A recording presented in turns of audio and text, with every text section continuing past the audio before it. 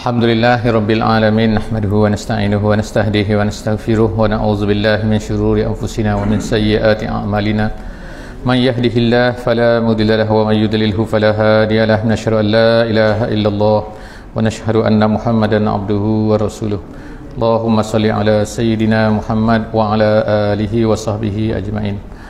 InsyaAllah sama-sama kita memulakan majlis kita pada malam ni dengan baca surah Al-Fatihah sama-sama insyaAllah. Al-Fatihah. A'udzubillahi minasyaitonirrajim. Bismillahirrahmanirrahim. Alhamdulillahi rabbil alamin. Ar-Rahmanirrahim. Maliki yaumiddin. Iyyaka na'budu wa iyyaka nasta'in. Ihdinas siratal mustaqim. Siratal ladzina an'amta 'alaihim ghairil maghdubi 'alaihim waladdallin. Amin. Amin, amin, amin ya rabbal alamin. Alhamdulillah, syukur banyak-banyak kepada Allah Subhanahu wa taala. Salawat dan salam kita sama-sama berikan kepada baginda Nabi sallallahu alaihi wasallam. Allahumma salli ala sayyidina Muhammad wa ala alihi wa sahbihi ajmain.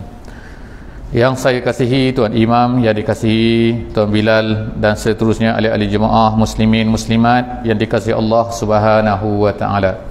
Alhamdulillah, bersyukur banyak-banyak kita kepada Allah Subhanahu wa taala yang telah memberikan taufik dan hidayahnya kepada kita pada malam ini sehingga kita dapat bersama-sama dalam majlis sekali lagi pada malam ni kisah-kisah para sahabat Nabi baginda Nabi sallallahu alaihi wasallam.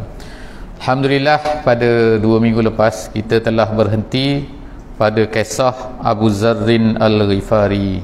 Abu Zarrin Al-Ghifari. Jadi kita baru habis part yang pertama daripada kisah Abu Zar ni. Jadi insya-Allah malam ni kita akan cuba habiskan tentang kisah Abu Zar dan kemudian selepas tu kita akan masuk pula cuba insya-Allah kisah seorang sahabat yang lain pula.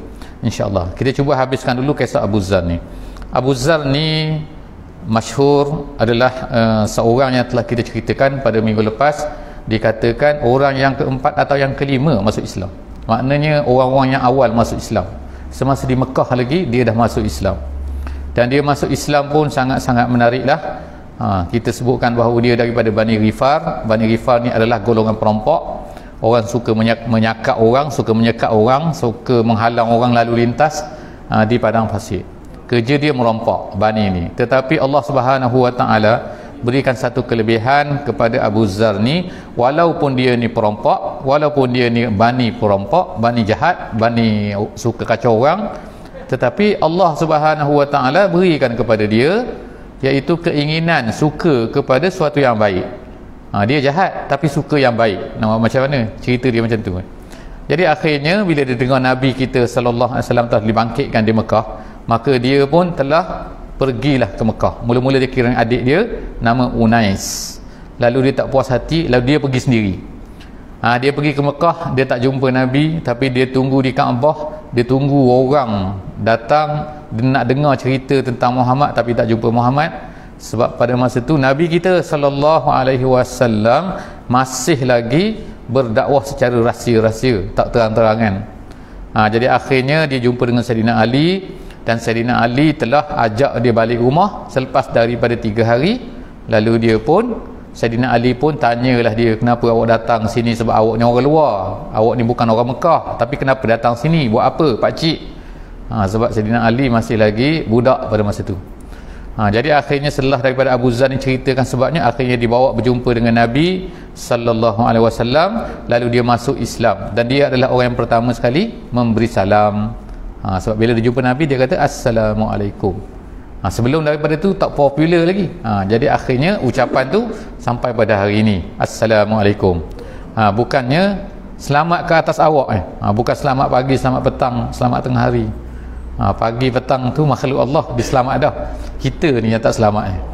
Jadi maknanya akhirnya lepas daripada tu Nabi kata baliklah ke kampung awak, tapi dia tak nak. Dia kata kalau kita betul, kenapa kita tak iklankan Islam kita ni? Akhirnya dia pun iklankan Islam dia di tepi Kaabah. Di tepi ramai-ramai orang jahat-jahat ni, depan-depan Abu Jahal dan sebagainya. Akhirnya dia pun dipukul.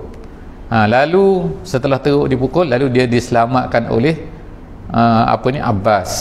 Abbas bukan Ibnu Abbas, Abbas bin Abdul Muttalib, bapa saudara Nabi. Bapa saudara Nabi ni tidak Islam pada masa tu, tapi dia ni dia orang kata setengah riwayat kata dia dah Islam dah, tapi wallahu alam bisawab. Lalu dia kata, kamu nak pukul orang ni, kamu tahu tak orang ni siapa? Dia kata kepada orang Mekah ni, kamu tahu tak orang ni siapa? Orang ni adalah daripada Bani Ghifar. Tahu tak Bani Ghifar ni siapa? Bani Ghifar ni adalah orang yang berada di tengah-tengah jalan kita. Tengah-tengah kalau nak pergi ke Kuala Belait tu mesti lalu Tutong. Dia ni satu kabilah di Tutong tu. Tak boleh lalu nak pergi Kuala Belait mesti lalu Tutong. Jadi dia ni tunggu di Tutong tu. Kalau kita buat aniaya, kita menzalimi orang dia, tapi orang Arab pada masa tu dia tak boleh. Orang usik kaum dia jaga. Dia akan balas dendam. Jadi akhirnya mereka pun lepaskanlah Abu Zar ni. Lepas tu dia pergi kepada Nabi sallallahu alaihi wasallam. Nabi kata, baliklah, jangan duduk di sinilah, baliklah kamu, berdakwahlah kepada kaum kamu. Kemudian dia pun balik. Bila dia balik, dia telah berjaya mengislamkan hampir keseluruhan orang-orang Bani Ghifar. Jadi akhirnya jadi Islam. Tapi mereka masih lagi tunggu apa? Sebab Nabi pada masa itu masih berada di Mekah. Jadi mereka ni takkan nak pergi ke Mekah.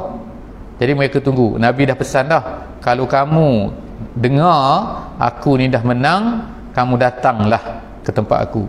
Jadi setelah daripada Nabi menang di Madinah, Nabi dah berhijrah ke Madinah, maka akhirnya Abu Zar membawa semua kaum dia, kabilah dia ni pergi ke Madinah Al-Munawwarah. Orang Islam dan juga tak Islam semua pergi. Yang tak Islam ni ada sebahagian kecil ni, ada sikit lagi yang tak Islam. Mereka ni bila sampai ke Madinah, mereka pun masuk Islam. Jadi akhirnya Bani Ghifar ni semua masuk Islam. Jadi sebab itulah Allah Nabi SAW berkata kepada Bani Ghifar ni, Nabi kata, Ghifarun ghafarallahu lah. Nabi kata, Ghifarun ghafarallahu lah. Ghifar ni maknanya Bani dia Bani Ghifar, tapi ghafar tu maknanya ialah ampunan maknanya. Jadi bila Nabi kata Ghifarun ghafarallahu laha, moga Allah Ta'ala mengampunkan dia. Jadi maknanya tepatlah yang nama dia tu Allah Ta'ala, Nabi SAW puji dia. Nabi kata Allah Ta'ala ampunkan semua apa yang dibuat oleh Bani Ghifar, sebab dulu dia jahat, suka rompak orang. Jadi akhirnya dia tinggal di Madinah dan dia mengikut Abu Zar ni, mengikut semua ke mana-mana saja Nabi pergi, Nabi berperangan, dia akan ikut Nabi sallallahu alaihi wasallam. Jadi sampailah kepada hujung cerita akhir hayat dia. Saya tak tahu sampai ke mana hari tu, tapi kita cerita lagi ni akhir hayat dia. Ialah berlakulah satu akhir hayat Nabi, akhir hayat Nabi. Berlaku satu peperangan, nama dia peperangan Tabuk. Peperangan Tabuk ni berlaku pada tahun yang ke-9. 9 iaitu umur Nabi 9 lah pada masa tu.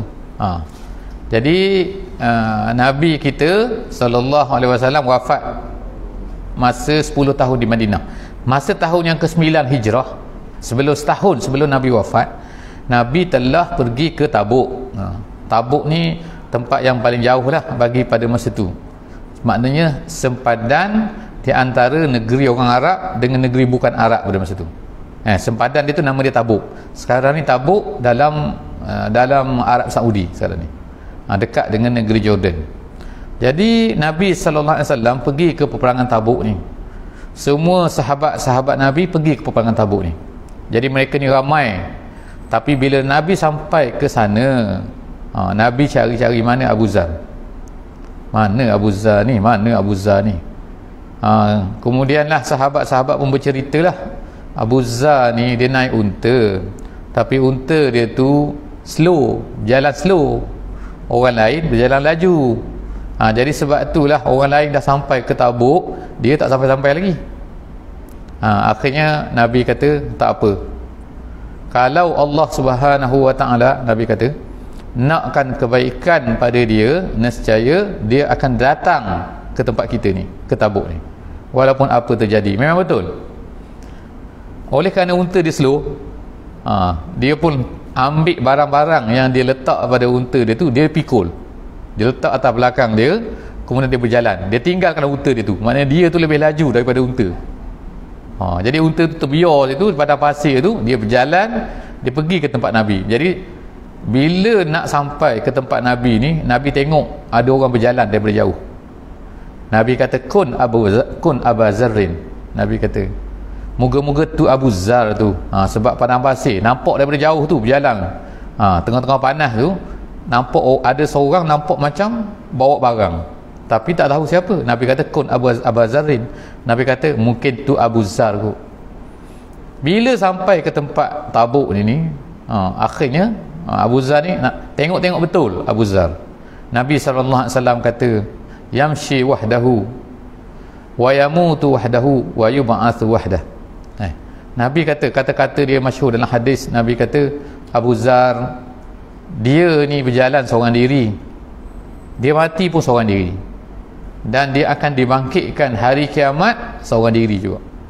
Maknanya berseorangan, maknanya dia ni walaupun apa jadi pun dia akan pergi juga, walaupun seorang-seorang diri. Maknanya ni hebat Abu Zar. Kalau kita mesti berkawan kan, tak ada kawan tak nak pergi. Kalau benda betul, Abu Zar nak tunjukkan kepada kita, kalau satu benda tu betul, kita mesti buat walaupun seorang diri, walaupun orang lain semua tak nak datang.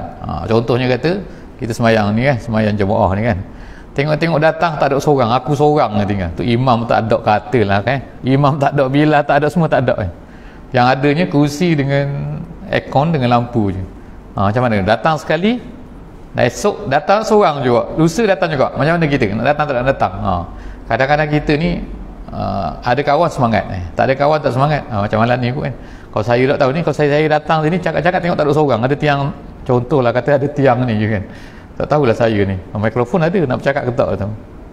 Tak apalah, saya kawan dalam ni, ada berapa ratus kawan dalam ni. Jadi tu contoh lah, maknanya Abu Zar ni tunjukkan contoh kepada kita bahawa apa, walaupun apa terjadi, kalau perkara tu betul, kita akan buat walaupun seorang diri, walaupun tak ada unta, walaupun kena bawa barang tu sendiri. Lalu akhirnya selepas daripada Nabi wafat sallallahu alaihi wasallam, Abu Zar pun berpindahlah ke negeri Syam. Di zaman Abu Bakar, selepas daripada Nabi wafat Abu Bakar, jadi Abu Zar ni menjadi pembantu kepada Abu Bakar. Selepas tu iaitu zaman Umar bin Al-Khattab, Abu Zar menjadi pembantu kepada Umar bin Al-Khattab. Zaman selepas daripada tu Uthman bin Affan, zaman Uthman jadi khalifah. Pada masa tu negeri Islam dah besar, negeri Islam dah kaya dah, orang ramai dah masuk Islam. Rom telah jatuh kan, negeri Rom tu dah jatuh ke tangan Islam, Parsi jatuh ke tangan Islam dah, semua jadi jajahan, tak ada dah. Pada masa tu tak ada lagi kuasa Rom, kuasa Parsi, kuasa-kuasa besar tak ada lah. Kalau atas dunia hari ni maknanya habis dunia lah tu, kita katakan habis dunia ke dah, dikuasai oleh orang Islam. Jadi pada masa tu orang-orang Islam mula berubah sikit. Mula berubah macam mana? Iaitu dah jadi kaya, dah jadi sehat, dah jadi macam-macam lah dia cerita pada masa tu. Jadi Abu Zar ni dia tengok dia tak seronok, dia kata macam mana ni. Jadi akhirnya dia berbalah. Sekali tu dia pernah berbalah dengan Muawiyah bin Abi Sufyan. Muawiyah ni orang besar, dia jadi governor, jadi macam menteri besar lah kita kata di mana, macam pegawai daerah kata, pegawai daerah macam Kuala Belait apa benda, macam tu. Dia menjadi orang besar, ketua kepada negeri Syam, Muawiyah bin Abi Sufyan. Dia sahabat Nabi. Ada satu ayat Quran, satu ayat Quran ini berbunyi macam ni, wallazina yaknizuna az-zahaba wal fiddah thumma la yunfikunaha fi sabilillah. Allah SWT kata, orang-orang yang menyimpan harta emas dan perak dan kemudian dia tidak menginfakkan harta itu di jalan Allah, Allah Ta'ala kata akan kena azab.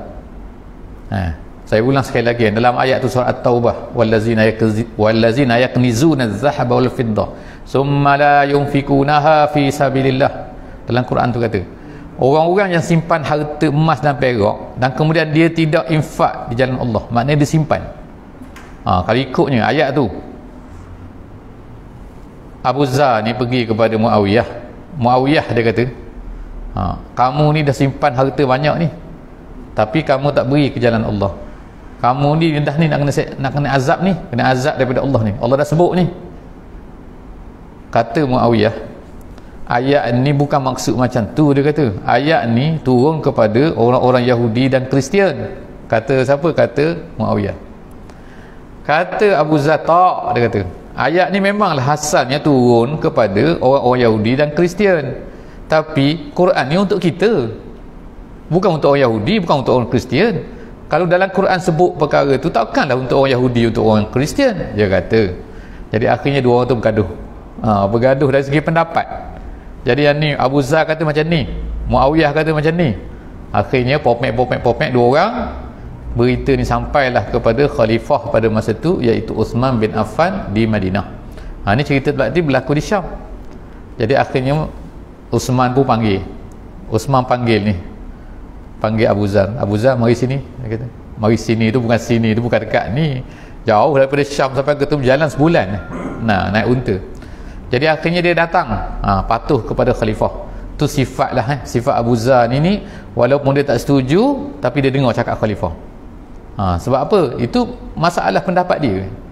Yang ni pendapat macam ni pendapat macam ni, dia tak setuju. Jadi tapi bila khalifah panggil dia, dia pergi. Dia pun pergilah jumpa dengan Uthman di Madinah. Selepas bulan sampailah dia ke di Madinah Al-Munawwarah, tempat tinggal Uthman. Jadi dia pun ceritalah macam ni. Abu Uthman kata, pendapat kamu tu betul, cuma pendapat Muawiyah pun betul juga. Tu satu pendapat. Jadi tak bolehlah kata orang tak nak ikut pendapat kamu ni orang tu salah, sesat dan sebagainya, sebab banyak pendapat. Dalam kitab tafsir pun kalau kita baca pada hari ni, masalah ayat tu, orang-orang yang menyimpan harta emas dan perak semua tidak, kalau ikut pendapat Abu Zar, salah, tak boleh simpan. Kita boleh simpan sekadar untuk keperluan kita sahaja, lebih daripada tu tak boleh, kata Abu Zar. Kata Uthman pula, bukan maksud macam tu. Selagi mana dia ni bayar zakat, dia tunaikan hak-hak harta, tak kira lah dia nak simpan berapa juta pun, terpulang pada dia lah, katanya Uthman dan juga Muawiyah. Jadi akhirnya Abu Zar kata, tak apalah kalau macam tu kan, tu pendapat khalifah, tapi ni pendapat aku. Tapi boleh tak, dia kata, kalau macam tu aku nak minta izin, kata. Aku ni nampak gaya tak boleh duduk dengan orang ramai. Abu Zar kata, duduk tinggal di Madinah ni nanti kan orang dengar cakap aku, nanti pening kepala khalifah pula. Boleh tak aku nak tinggal jauh, dia kata. Nak tinggal di mana? Nak tinggal di satu tempat nama dia Rabzah. Rabzah ni satu kampung, lebih kurang 150 km daripada Madinah Al-Munawwarah. Sekarang ni tempat tu ada kubur, dia pun ada di situ. Kubur siapa? Kubur Abu Zar. Jadi akhirnya dia kata, khalifah kata, tak apalah, kau nak pergi sana silakanlah, tapi kalau perlu apa-apa beritahu, kata Sayyidina Uthman. Dia pun pergilah di Rabzah ni. Rabzah ni kampung padang pasir, cuma ada air sikit. Kalau kita tengok sekarang pun ada tempat tu, ada air sikit, ada oasis lah panggil, ada wadi, ada dan boleh adalah orang bertanam sikit kecil tempat tu. Dia tinggal di situ, dia dengan anak-anak dia dan juga dengan isteri dia. Tak ada apa-apa, yang dia adanya unta je. Unta, kemudian ada makanan sikit-sikit, tu saja hidup dia setiap hari. Tempat tu Rabzah ni ialah laluan, tempat jalan raya lah kata-kata kan, jalan laluan orang nak pergi ke Iraq. Daripada Madinah nak pergi ke Iraq, lalu ikut Rabzah tadi ni. Jadi akhirnya dia tinggal situ dengan keadaan miskin dia. Jadi sahabat-sahabat biasanya, kalau ada sahabat yang melalui kawasan itu, mereka akan singgahlah jumpa dengan Abu Zar ni. Jadi nak cerita berlakunya, pernahlah sekali Gubernur negeri Syam hantar kepada dia, dikatakan 400 dinar.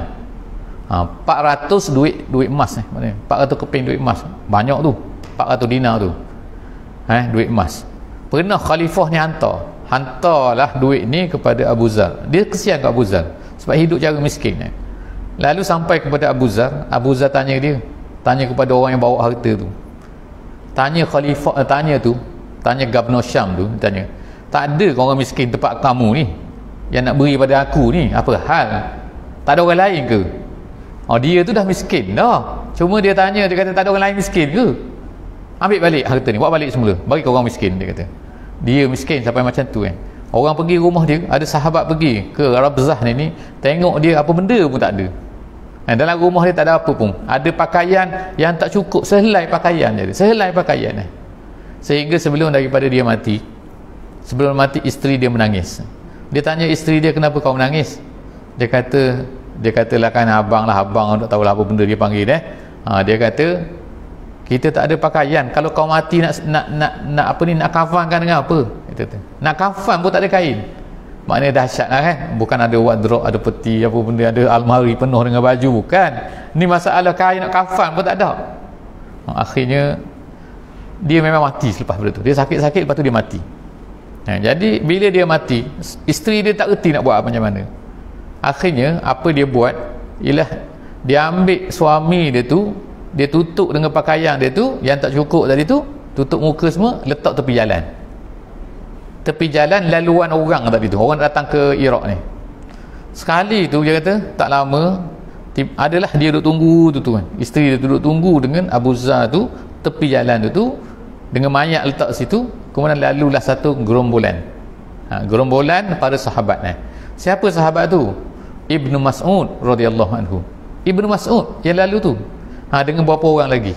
Dia lalu-lalu, dia tanyalah makcik, dia kata, ni apa benda ni makcik ni? Siapa yang mati ni? Dia kata, ni suami saya. Siapa? Abu Zar. Lah, Abu Zar, dia kata. Ibnu Mas'ud ni kenal sangat Abu Zar ni, sebab daripada dulu berkawan baik masa di Mekah tu. Masa di Mekah, Madinah, memang sahabat kan, sama-sama sahabat Nabi, sembahyang bersama dengan Nabi, satu masjid dengan Nabi. Tengok-tengok mati di Rabzah tu, tepi jalan tu kan. Kenapa awak tinggal sini? Dia kata, sebab saya tak mampu. Sebab isteri dia tua pada masa tu, tak mampu nak mandi, tak mampu nak kafan, tak ada kain, kemudian tak mampu nak tanam tu. Jadi akhirnya Ibnu Mas'ud bila dengar tu, dia menangis. Kemudian dia pun usaha untuk tolong kebumikan Abu Zarin radhiyallahu anhu. Jadi itulah cerita Abu Zarin. Memang dia mati seorang-seorang diri, sebagaimana kata Nabi sallallahu alaihi wasallam. Jadi memang betul lah, Nabi tak cakap bohong. Dan Nabi kata yub'atsu yaumal qiyamati wahdahu. Nabi kata hari kiamat nanti dia akan dibangkitkan seorang diri. Bukan seorang diri itu maknanya tak ada kawan, bukan, tapi maksudnya ialah apa-apa jadi pun seorang diri pun dia akan buat juga. Islam dia tu. Jadi itulah kisah lebih kurang kisah Abu Zarin, yang mana kata Nabi puji dia. Dan ada satu hadis lain yang kita baca hari itu, iaitu ma aqallatil ghabra wala azallatil khadra min rajulin asdaqu min Abi Zarin. Iaitu Nabi SAW pernah kata, tidak ada suatu yang berada di bawah langit dan tidak ada satu benda yang di atas bumi ini yang lebih benar daripada Abu Zar radhiyallahu anhu. Maknanya Abu Zar ni memang betul, dia akan cakap betul walaupun orang tak setuju, dia akan cakap juga. Satu lagi, maknanya dia tak ambil hati orang lah. Kita sekarang ni takut juga kan, orang takut ambil hati ni, orang terasa hati tak, dia kata kalau tak betul dia akan cakap. Tu Abu Zarin radhiyallahu anhu. Ada satu hadis lagi, yang diriwayatkan oleh Ibnu Hibban dan disahihkan oleh para ulama. Dia kata Nabi SAW pernah bersabda, man sarrahu an yanzura ila tawadu'i Isa ibni Maryam falyanzur ila Abi Zarin. Tu hadis tu Nabi kata, siapa yang man sarrahu an yanzura, siapa yang rasa nak tengok, kalau rasa-rasa teringin nak tengok kepada tawaduk. Tawaduk ni makna tawaduk lah, kita kata tawaduk juga lah, rendah diri, Isa ibni Maryam. Maknanya Nabi Isa ibn Maryam ni memang masyhur dengan seorang yang tawaduk. Jadi Nabi kata, kalau kamu nak tengok bagaimana tawaduknya Isa ibn Maryam ni, tengoklah Abu Zar. Maknanya dia jadi contoh lah, contoh kepada tawaduk. Jadi masyhur tawaduk tu Jadi setakat itulah cerita kita pada malam ni, kisah tentang Abu Zarin. Kita akan tengok pula lepas ni insya-Allah kan. Dalam masa yang ada ni insya-Allah lebih kurang 10 minit lagi. 10 minit 15 minit lagi insya-Allah, iaitu kisah sahabat yang kedua pada malam ni sebab Abu Zar ni dah sambungan minggu lepas, part yang kedua ni. Sekarang ni kita masuk part yang pertama pula, kisah seorang sahabat yang pelik juga iaitu apa? Buta. Dia ni buta. Kita baru ni tengok dalam masa sambutan Quran tilawah Quran kan, ada seorang dibawa seorang yang buta tu daripada Indonesia perempuan tu buta, hafal Quran. Bukan setakat hafal Quran, cakap je mana-mana ayat dia boleh sebut setengah tu muka surat pun dia boleh tahu. Kita Fatihah pun tengah langgar juga katakan. Kalau kita orang tanya kita, cuba baca Fatihah terbalik. Bukan terbalik tu makna, tapi amin dulu, lepas tu dah kelang kabut lah. Tapi dia ni boleh semua, hebat dia kata ni. Tapi buta. Itu kita tengok hebat orang buta Orang tempat kita mungkin tak ada tempat kita ada orang buta tapi hafal Quran. Tak tahu lah, ada ke tak, mungkin ada juga, saya tak tahu juga kan. Tapi tak masyhur lah. Kalau kita tengok di negeri Arab macam tu, negeri Arab banyak. Kalau negeri-negeri tempat kita biasanya orang Melayu ke orang putih tu lagi dahsyat lah, menyanyi. Orang buta menyanyi ada. Jadi maknanya orang buta ni bagus sebab apa? Dia tak nampak tak tahu gangguan dia tak nampak apa-apa, dia tak boleh tengok TV. Dia tak boleh tengok TikTok, dia tak boleh tengok apa benda ni. Dia tak tahu belaka, mudah dia. Hati dia terang lah kalau ikutnya. Sebab tu dia mudah hafal nyanyi, hafal lagu apa-apa. Jadi kita salurkan dia hafal Quran. Gitu. Kalau orang Arab ramai, orang buta hafal Quran. Jadi kita tengok sini seorang sahabat Nabi yang masyhur lah. Bukan seorang saja yang buta ni, ramai yang buta. Tapi yang buta yang masyhur. Yang mana sebab apa dia ni masyhur? Sebab kerana dialah turunnya 16 ayat dalam Quran. 16 ayat tu. Ayat tu kita baca. Sampai hari ni kita baca. Ayat yang sebutkan pasal buta. Tapi Allah Subhanahu Wa Taala tak sebut nama dia dalam Quran tu, tapi sebut dia buta. Datang seorang buta. Ayat mana? Ayat a'udzubillahi minasyaitonirrajim, abasa wa tawalla an ja'ahul a'ma. Surah Abasa. Surah Abasa juz 30 sebut itu abasa wa tawalla an ja'ahul a'ma. Dia bermasam muka dah, dia berpaling dah. Allah Taala kata. Allah Ta'ala tak sebut nama, tapi sebenarnya yang masam muka, yang berpaling tu Nabi kita lah. Sebab kisah dia, Nabi satu kali tu, ni Mekah lagi ni, Nabi sangat-sangatlah berharap supaya orang Mekah ni masuk Islam. Terutama orang-orang besar. Kalau orang besar masuk Islam, mudah lah orang-orang kecil yang masuk Islam. Ini jadi Nabi itulah bersungguh-sungguh, Nabi berdakwah bersungguh-sungguh kepada orang besar. Orang besar tu siapa? Macam-macam lah, Syaibah ke, Abu Jahal ke, Abu Sufyan ke, Umayyah bin Khalaf tu, semua geng-geng tu lah, geng-geng di Mekah ni, orang besar di Mekah. Jadi orang-orang besar ni tak nak masuk Islam. Sekali tu Nabi pergi berdakwah kepada mereka. Nabi cerita Islam kepada mereka ni kan, mereka pun dengar lah, seronok dengar. Tiba-tiba tengah-tengah seronok berdakwah kepada orang besar-besar ni, tiba-tiba datanglah ni Abdullah bin Ummi Maktum. Nama dia Abdullah, bin Ummi Maktum. Bin Ummi tu mak dia, Maktum tu maknanya ialah yang disembunyikan. Itu maksud dia Maktum tu. Kerana cerita dia, masa dia lahir, Abdullah ni lahir buta. Mak dia tengok buta, jadi mak dia malu nak cerita kepada orang, aku dapat anak, dia malu. Jadi dia sembunyikan anak dia tu, sembunyikan kelahiran itu. Jadi sebab itulah masyhur dengan nama Abdullah bin Ummi Maktum. Abdullah anak kepada mak yang menyembunyikan anak dia. Itu maksud dia. Tapi masyhurlah kita sekarang ni kata Ibnu Ummi Maktum. Nama, jadi orang panggil dia Ibnu Ummi Maktum. Jadi dia ni tadi dia datang, dia tak nampak, dia tengah Nabi tengah bercakap, dia dengar, dia tak tahu depan siapa sebab dia buta. Jadi dia pun katalah, dia kata kepada Nabi, dia dengar suara Nabi, dia pun kata, ya Rasulullah, dia kata, alimni mimma allamakallah, dia kata, ya Rasulullah, dia kata, ajarlah sikit kepada aku pun nak juga apa yang Allah ajar pada kamu. Dia kata berkali-kali, dia kata, ya Rasulullah alimni, ya Rasulullah ajar pada aku, ajarlah sikit pada aku. Dia tak nampak depan Nabi ni orang besar ni. Jadi pada masa tu tak ada pagar, tak ada apa, maknanya siapa-siapa nak jumpalah kan, di Kaabah, depan Kaabah tu, dekat Kaabah tu.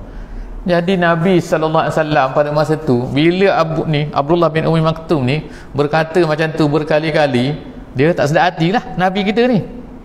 Allah, kacau pula macam tu lah lebih kurang kan kalau kita kan. Allah, aku ni nak Nabi bukan nak buat kerja dia ni, Nabi nak dakwah juga, tapi dia pula datang ni, orang panggil buat spoil lah, kata buat spoil. Orang tengah-tengah khusyuk, tengah ceramah ni, dia mari buat spoil pula. Macam tu lebih kurang ni. Jadi Nabi pun pada masa tu muka merengek sikit, muka tak elok sikit, bukan masam lah nak kata, tapi abasa ni makna berkeronyok lah muka Nabi sikit. Macam tu lah kita kata macam tu. Dan berpaling, Nabi kata Allah, macam tu lah berpaling tu, bukan berpaling lari, tak, berpaling muka Allah. Macam tu lah. Bukan Nabi marah pada dia, cuma Nabi tak sukalah sikit, dia kacau ni. Tapi dia pula, dia buta, dia mana tahu orang apa ni tengah ceramah kepada siapa. Jadi pada masa tu baru Nabi pusing je kepala, Nabi buat yang muka tak elok sikit je, tu ayat ni. Ayat ni tu abasa wa tawalla. Dah berpaling dah muka dia. Itulah maksud dia. Dah muka dah tak elok dah macam ni. Allah Ta'ala tu kata, tegur Nabi SAW, tegur on the spot, kena terus. Jadi kalau ikutnya lah kan, ulama-ulama kata, Kalaulah Quran ni Nabi buat, kalaulah Quran ni Nabi yang reka, nescaya Nabi tak akan buat ayat ni. Sebab apa? Ayat ni kena pada Nabi. Inilah di antara ayat yang Allah Ta'ala marah pada Nabi. Marah kerana Nabi buat silap situ. Silap Nabi ni bukan dosa, bukan dosa, sebab Nabi ni maksum. Cuma silap ni silap tak betul sikit, cara tak betul sikit, cara macam tu. Allah Ta'ala pun marah pada Nabi.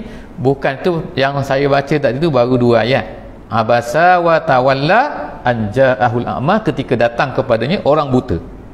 Siapa lagi? Dah dia datang pada masa ayat turun pada masa, siapa lagi buta? Itulah dia, Abdullah tu. Jadi wa ma yudrika la'allahu yazakka. Allah Ta'ala kata, dia tak tahu ke kemungkinan dia ni lebih baik daripada tu yang ramai-ramai tu. Jadi Allah Ta'ala tak sebut sini. Maknanya kan, orang-orang yang walaupun dia ni buta, fizikal dia teruk, tapi dia nak kepada Allah, dia nak bersihkan diri dia, lebih baik daripada orang besar yang mana ni tapi perangai tak nak terima agama ni. Itu nak buat ukuran yang betul bagi kita, maknanya kan, dari segi ukuran timbangan ni, biar kita betul. Kita tengok orang ni kedudukan dia ni tinggi kerana apa? Kerana agama, bukan kerana benda-benda lain kan, benda-benda dunia ni. Jadi akhirnya Allah SWT, wa ma yudrika la'allahu yazakka au yazzakuru fatanfa'ahu dzikra, ataupun dia ambil peringatan dan kemudian peringatan itu memberi kebaikan kepada dia, memberi peringatan. Amma man istaghna, kemudian Allah Taala kata, ada pun orang yang kaya ni, geng-geng kaya Nabi sebut tu, orang-orang yang kaya ni istaghna, orang yang rasa tak perlu kepada agama ni, fa antalahu tasadda, kamu pula Allah Taala kata kamu sibuk dengan dia pula, duduk layan dia tu. Dah kena marah dah. Bila marah macam ni kan, setiap kali selepas daripada tu disebutkan bahawa Nabi kita sallallahu alaihi wasallam kalau nampak saja Abdullah bin Umi Maktum ni di mana-mana pun, Nabi kata ke tepi semua, ke tepi, bagi laluan kepada dia. Sebab apa? Nabi puji dia, Nabi suka sangat ke dia, Nabi respect pada dia. Sebab Nabi kata, kerana dialah turunnya 16 ayat marah pada aku, kerana dia 16 ayat turun daripada Allah marah pada aku. Jadi kalau Allah Ta'ala hormat kepada dia, takkanlah aku tak hormat pada dia. Gitu kan, kepada Allah bin Umi Maktum ni. Jadi selepas daripada dah pindah ke Madinah ni, dia buta, dia telah dilantik jadi tukang azan. Tukang azan, dia buta tapi tukang azan. Macam mana tahu waktu? Wallahu alam, adalah penjelasan ulama kan. Sehingga bulan puasa, dia katakan bulan puasa dia akan jadi, dia ada 2 azan. Satu azan yang pertama dia azan oleh Bilal bin Rabah tu lah, Bilal orang Habasyah tu. Yang kedua bila masuk waktu subuh, diazankan oleh Abdullah bin Umi Maktum. Maknanya Nabi kata, sebab tu dalam hadis Nabi kata, kalau kamu dengar azan Bilal maka teruskan makan, tapi kalau dengar azan Abdullah bin Umi Maktum berhenti makan. Maknanya dah masuk subuh tu. Yang tadi maknanya teruskan makan, yang ni stop. Okey, jadi tu cerita dia lah kan. Sekali tu turun ayat Quran. Ada berapa minit lagi lah? Kita ada 3 minit lagi tak? Betul lah. 31 ke 30 kita hari ni? 30. Klik-klik tu. Ada 2 minit lagi. Jadi cerita dia ialah Nabi SAW sangat percaya kepada dia. Saya nak cerita dia mati lah, sampai kepada akhir hayat dia lah. Dia ni walaupun dia ni buta, tapi dia nak berperang. Orang kata jangan pergilah berperang, awak tu buta. Tak, dia nak pergi juga. Sekali tu zaman Sayyidina Umar nak pergi buka negeri buka Farsi.